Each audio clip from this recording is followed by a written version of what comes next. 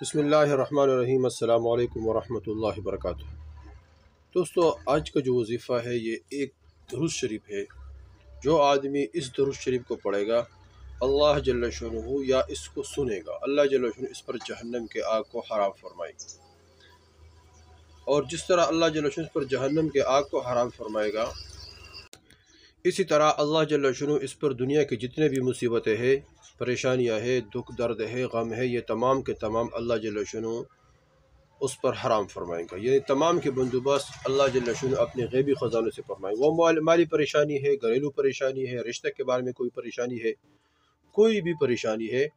تو اس درود شریف کو جو آدمی پڑھے یا سنے، انشاءاللہ اس کے برکت سے اللہ جل شانہ اس کے تمام ضروریات حاجات اپنے غیبی خزانوں سے پورے فرمائیں گے، اور اللہ جل شانہ اس کے آخرت کا مسئلہ بھی حل کرے گا، اور اللہ جل اس کے دنیا کا مسئلہ بھی حل کرے گا۔ آخرت میں ہر آدمی چاہتے ہے کہ اللہم اجرنی من النار، اللہ کے رسول نے دعا مانگی کہ یہ پڑھو صبح و شام 7 مرتبہ، اللہ جل تمہیں جہنم کے آگ سے بچائیں گے۔ اللہم اجرنی من النار، اے اللہ ہمیں جہنم کے آگ سے بچائے، ہم دعا بھی کرتے۔ تو اس وظیفے کی برکت سے اللہ جل شانہ ایک تو جہنم سے آزادی فرمائیں گے، اور ایک دنیا کے تمام مصیبتوں سے آزادی فرمائیں گے۔ دوستو، واقعہ یہ ہے کہ ایک آدمی حضور صلی اللہ علیہ وسلم کے پاس آیا،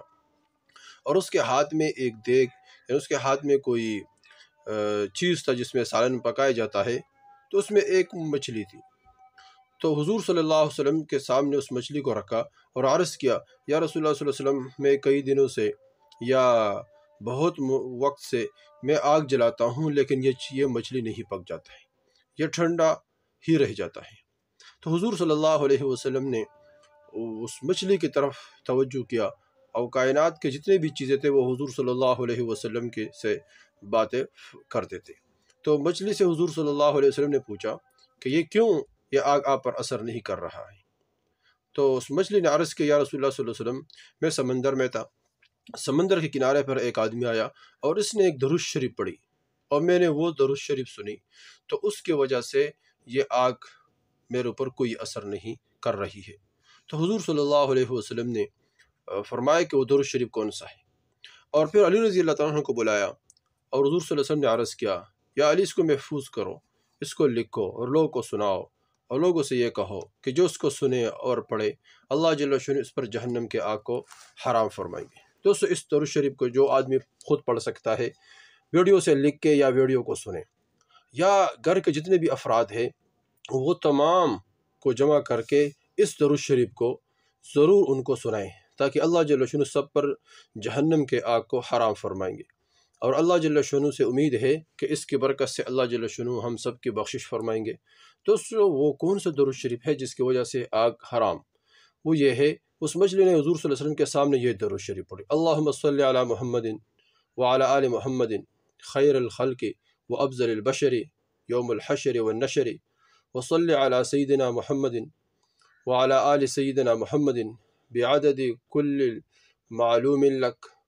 وصلی علی محمد وعلی آلہ محمد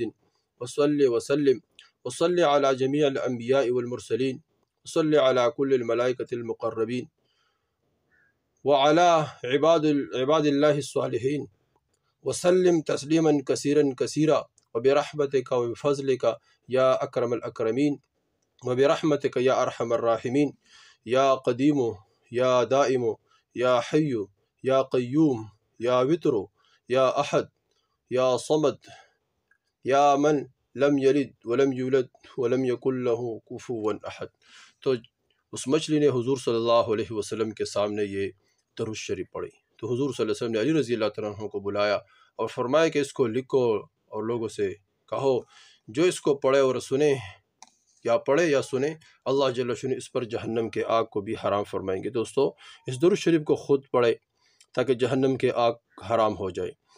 جس آدمی کو لکھنا آتا ہے تو اس ویڈیو سے لکھ کے، اور